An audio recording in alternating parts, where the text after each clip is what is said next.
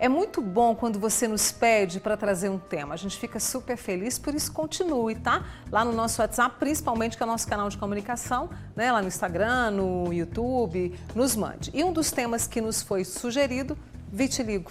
Quais são as causas dessa condição dermatológica crônica e os tratamentos indicados? Será que há novidade? Eu estou recebendo agora a dermatologista, a doutora Valquíria Costa, que está aqui conosco. Você pode tirar as suas dúvidas com ela também, tá, Valquíria? Muito obrigada por ter vindo, viu? Sempre um prazer estar aqui com você. Coisa boa, fico muito feliz. Vitiligo é sempre, né, um caminho de muitos pontos de interrogação. Existe uma causa ou existem causas para o vitiligo, Valquíria? Assim, existe uma briga do nosso sistema imune com a nossa célula produtora de melanina, que é o melanócito. E aí, por algum motivo, o nosso sistema imune começa a brigar com essa célula e vai acabar prejudicando ela, matando ela e deixa de produzir o pigmento. Que pode ser só num lugar, pode ser difundido, né, por todo o corpo, pode acompanhar, a gente chama de dermátomo, algumas áreas, como acontece com o herpes zoster, por exemplo. Aí a gente tem um segmento do corpo. Não existe uma predisposição para raça, para cor, para crianças, adultos, qualquer idade, né, qualquer fototipo, qualquer pessoa pode ter vitiligo. Existe uma média de que 2% da população mundial seja acometida pelo vitiligo. E que esse diagnóstico ele aconteça ali, em média, dos 20 anos de idade. Mas eu estou com 9 crianças com vitiligo. Então, claro que eu sou dermatologista, faço a parte de dermatoclínica, não só da estética, então é uma amostra que chega mais para mim. Mas é interessante como tem chegado mais pacientes. Isso mexe muito com a autoestima da criança que pode sofrer bullying na escola. Eu tenho pais muito preocupados como que vai evoluir. E a gente não tem muito controle se vai evoluir rápido, se vai evoluir lento.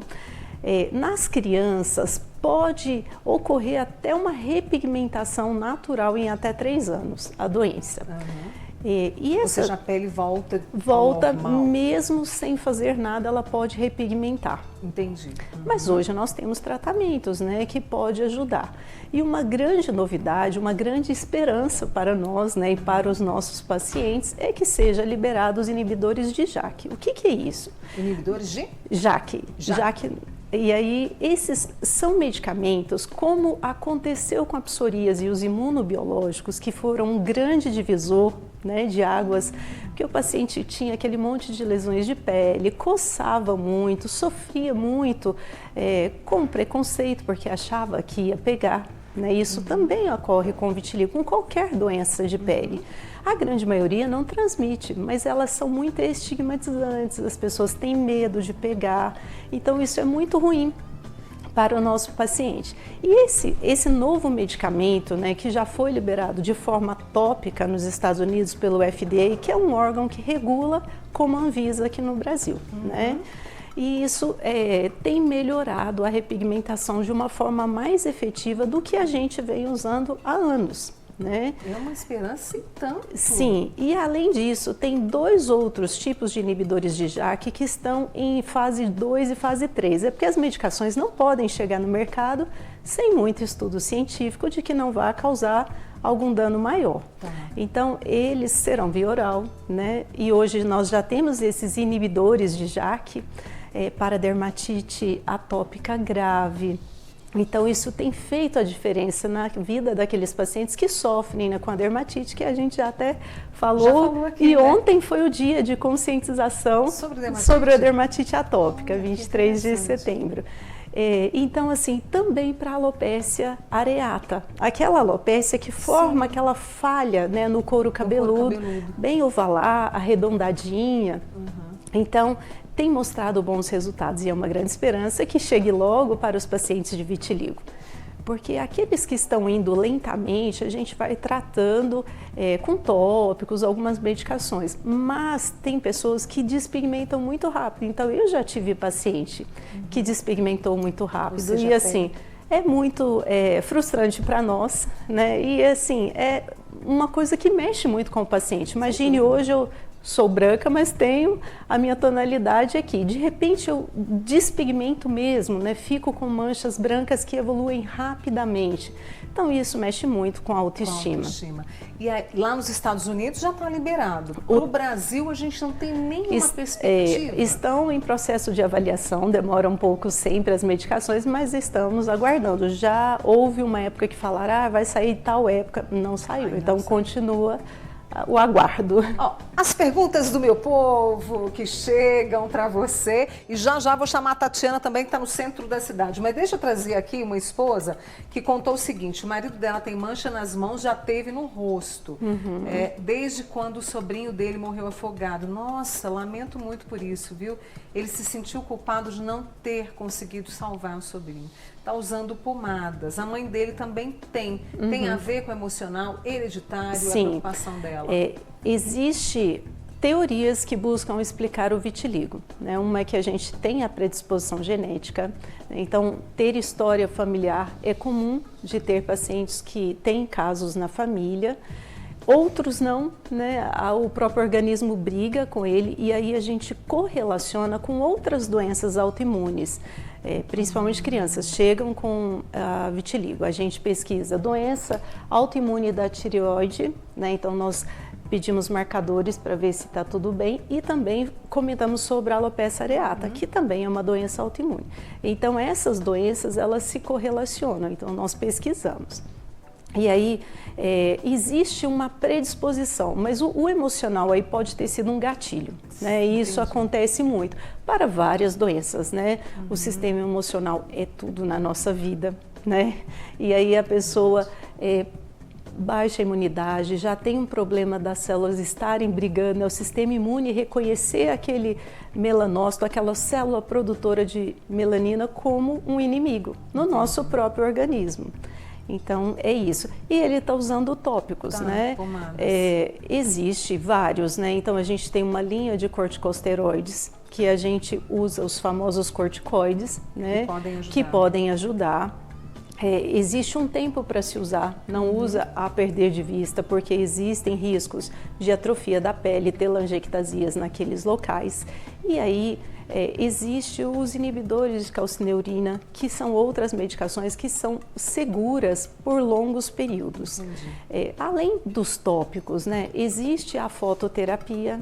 A fototerapia é uma luz, né, um banho de luz que o paciente vai sofrer, né, então é como se tivesse uma geladeira sem a tampa em cima, a pessoa abrisse a porta, entrada e fosse circulado de luz. Isso é uma cabine. Existem placas, mas quando o vitiligo é extenso, é interessante que exponha a máxima área para ajudar na repigmentação. Os estudos científicos mostram uma boa resposta à associação de tópicos. Valquíria, eu comecei a ter vitiligo e, nossa, parece que 1 mês e eu já estou com um processo bem avançado. Então, nesses casos, a gente pode fazer mini pulsos de corticoide para diminuir os efeitos colaterais e dar uma freada nessa resposta inflamatória, autoimune que está acontecendo aí, brigando com o nosso melanócito, também tem mostrado respostas boas. Entendi.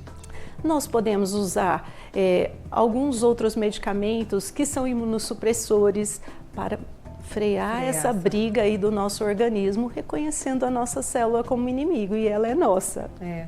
O Rafael, dá para chamar a Tatiana para trazer uma perguntinha? Então vamos lá. Tatiana que está no centro da cidade, está com 2 pessoas lá. Manda o meu beijo, Tatiana, quais são as dúvidas? Manda. Então, olha, estou aqui com a dona Maria José, estou com a Bárbara. Vou começar aqui com a dúvida da dona Maria José. Boa tarde, dona Maria José. Conta pra gente aí qual a dúvida da senhora sobre vitiligo. Boa tarde, Mônica. Boa tarde, doutora. Eu gostaria de que a senhora me esclarecesse se vitiligo tem alguma cura, tratamento. Qual é o tratamento e qual seria o tratamento do vitiligo? Beleza, então, e vou aproveitar e já vou fazer a da Bárbara, que aí a gente volta para o estúdio para a doutora responder. Boa tarde, Bárbara, qual que é a sua dúvida? Então, a minha dúvida é mais se o vitiligo é considerado uma condição genética ou uma doença. E, juntando com o que a minha mãe falou, se for uma doença, tem tratamento, algo assim. Maravilha, voltamos com vocês aí no estúdio. Muito obrigada, Tatiana. Um abraço para a Bárbara, para a dona Ah, pra Maria dona... José. Gente, como é que é o nome Maria dela? José.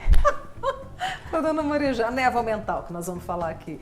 Então, tem cura? Porque o tratamento a gente já explicou aqui o caminho, mas tem cura? Ainda é um desafio o tratamento do vitiligo, né? Porque a resposta, ela não é garantida. Então, temos casos de muitos sucessos e casos que não temos tanto sucesso, até porque a gente não sabe exatamente o que causa. Nós temos uma predisposição genética, uma possibilidade de herança genética, uma autoimunidade, o nosso sistema imune brigar contra a nossa célula produtora de melanina, mas não está muito bem definido o que causa essa mancha branca chamada leucodermia, que é uma mancha que adquirimos ao longo da vida.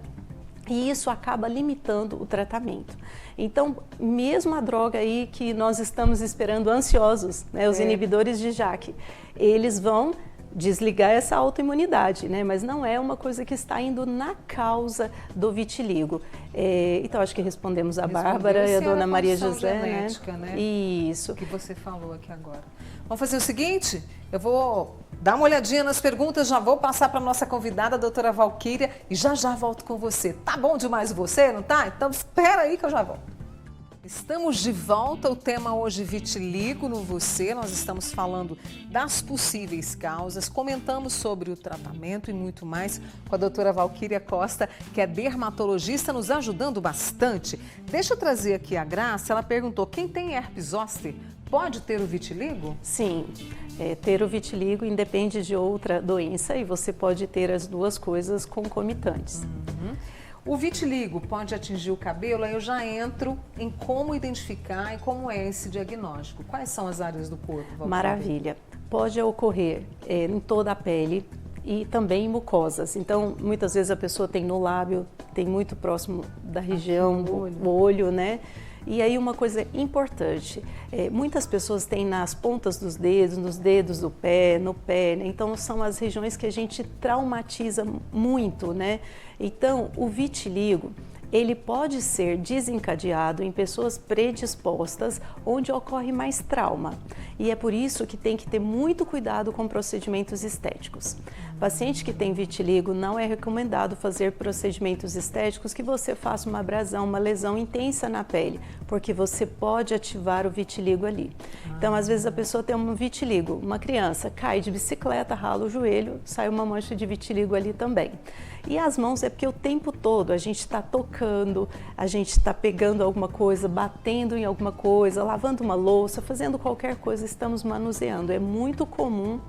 E aí você vê que a repigmentação, né, que nos mostra assim, o sucesso terapêutico daquilo que a gente está fazendo, começa como umas manchinhas escuras, que são as nossas ilhotas de repigmentação. Muitas vezes isso ocorre a partir dos melanócitos no nosso pelinho. Então a pessoa pode ter uma mancha branca e não necessariamente naquele lugar ela tem um pelo branco. Mas pode acontecer couro cabeludo, cílios, sobrancelha, ter o pelinho branco, que é a leucotríquea. Mas não significa que vá ter.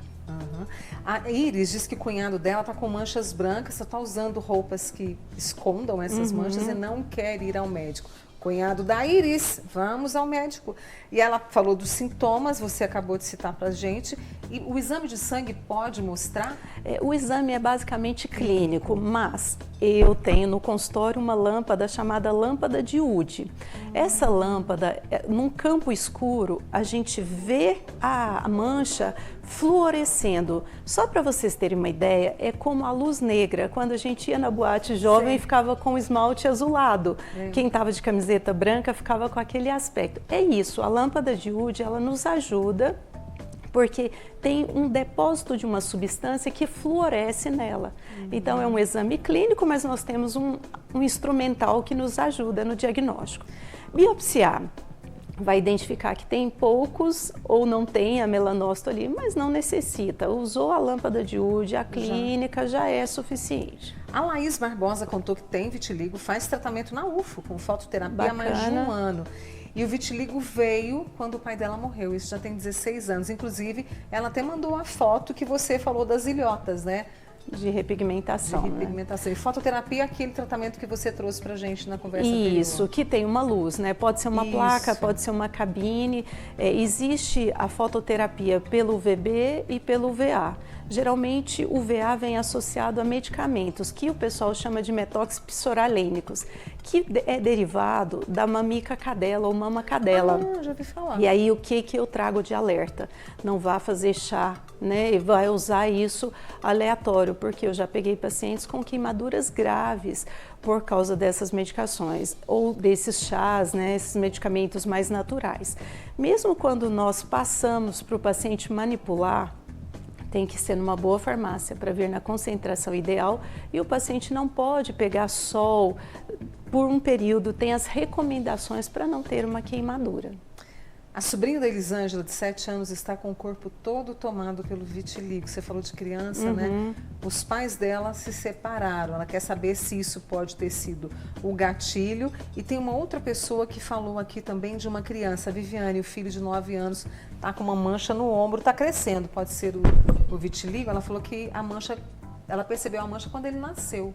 Ele está com 9 anos. Se ele nasceu, pode ser que não seja, né? Que seja uma mácula hipocrômica congênita ali naquele local.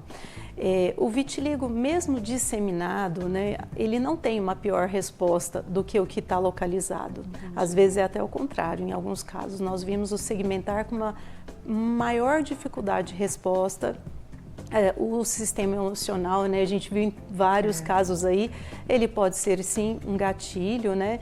Mas é importante que a criança seja avaliada. Repor vitaminas, antioxidantes, né? Vitamina D, vitamina E, vitamina C. Hoje nós temos polipódio leucotomos que vem da samambaia, ginkgo biloba. Tudo isso é um arsenal que é coadjuvante no tratamento do vitiligo. Por isso é importante ir na consulta. A gente pediu os exames. Então, o exame de sangue aí serve mais para a gente suplementar e não para o diagnóstico do vitiligo. A minha amiga Silvana de Beraba, um beijo para você, Silvana, tem vitiligo, tem 60 anos. Descobriu há pouco tempo. Ela falou que está muito triste. Aí falaram para ela, deram uma questão aqui de uma raiz, eu não consegui entender o nome da erva, com vinho branco. Será que... Não, né? Eu prefiro não. Não é? Tudo que não tem muito estudo científico é o risco de uma outra alteração, alguma coisa que seja tóxica para o fígado, alguma coisa assim.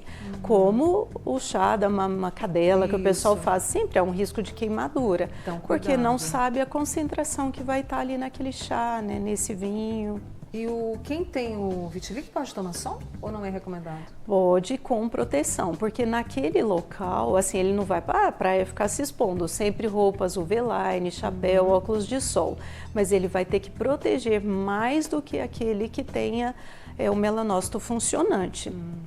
Claro que uma pessoa branca como eu tem um fator de proteção natural em torno de 3 e 4, então é muito pouco, tem que usar o protetor.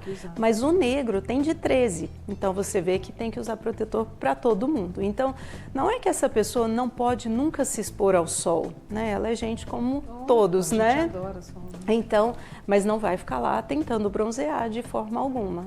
Eu quero trazer aqui até o Fábio Levi, um grande amigo, ele falou, Mônica, a conscientização com as pessoas que têm essa conscientização para acabar com preconceito, né? O Fábio, inclusive, me falou que tem o vitiligo, essa conscientização é importante. E a Alexia, o filho dela, tem 36 anos, começou a despigmentar aos 10 anos, eles buscaram todos os recursos, foi desgastante, é um tratamento que demora, né? Às vezes os resultados não apareceram, mas ela me contou que ele se resolveu muito bem. Esse trabalho de conscientização, ele é feito? Isso tem sido cada vez mais divulgado. Nós vemos hoje vários modelos, né? Modelos mulheres e homens desfilando nas passarelas com o vitiligo. Então isso é um grande avanço, porque até então usavam maquiagem para camuflar aquela mancha. Ainda existe o preconceito, né? Mas cada vez que a gente puder contribuir, né, para dizer que aquilo ali está tudo bem, o resto da saúde da pessoa está ok, ela é especial para todos. Não é? E não aumentar, né, isso que está mexendo com a autoestima. Com certeza, qualquer um de nós ficará com a autoestima alterada se isso ocorra, né? Mas que tenha mais esse trabalho com psicoterapia, equipes multidisciplinares para ajudar a vencer esse desafio, né? O né? preconceito é um negócio que, sabe, a gente tem que limar. A Thaís tem uma menina de 2 anos e 6 meses, para a gente poder fechar, e teve um machucadinho na testa, caiu e virou casquinha. Isso pode virar vitiligo? Porque ficou uma manchinha branca, mas não está crescendo. Na maioria das vezes, a manchinha branca, ela vai repigmentar cicatricial ali do próprio machucado. Mas se a pessoa tiver uma predisposição, ela vai entrar no efeito Koebner e pode aparecer a lesãozinha. É importante examinar com a lâmpada de Wood para a gente ver se tem ou não.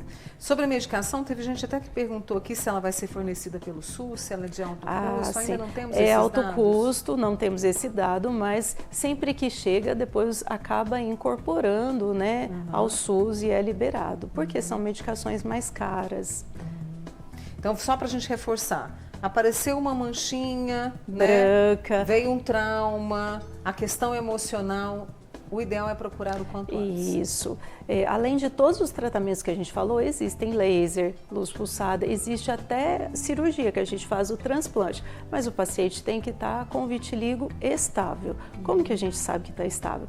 Não está aumentando as manchas que tinha, não está surgindo novas, machucou e não surgiu, né, uma nova lesão ali. E muita gente falando da questão emocional. Por exemplo, teve um amigo nosso que falou que a sobrinha ficou com vitiligo depois que o sobrinho foi preso. Né? Então a gente vê como tá tratando com pomada. E aí, assim, tem que avaliar essa resposta, né? A extensão, se está progredindo, a gente precisa associar outros medicamentos para tentar frear esse processo evolutivo, né?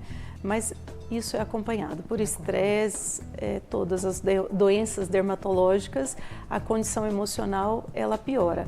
Os adolescentes prestando vestibular pioram a acne, os pacientes da psoríase, dermatite atópica, do vitiligo, né? Na pandemia a gente viu isso assim explodir. E que bom que você veio hoje conosco para esclarecer, para trazer essa calma, né? E para conversar sobre esse tema tão importante. Obrigada, minha querida. Eu que agradeço o convite, é sempre um prazer estar aqui com você, é uma honra para mim. Muito obrigada, viu? E é um prazer estar com todos vocês, ajudá-los nas dúvidas e estou sempre à disposição. Pela sua generosidade. A doutora Valquíria Costa, que é dermatologista, com a gente aqui. E você também, a Viviane, Christian, muito obrigada pela participação de vocês e a todos que participaram, tá bem?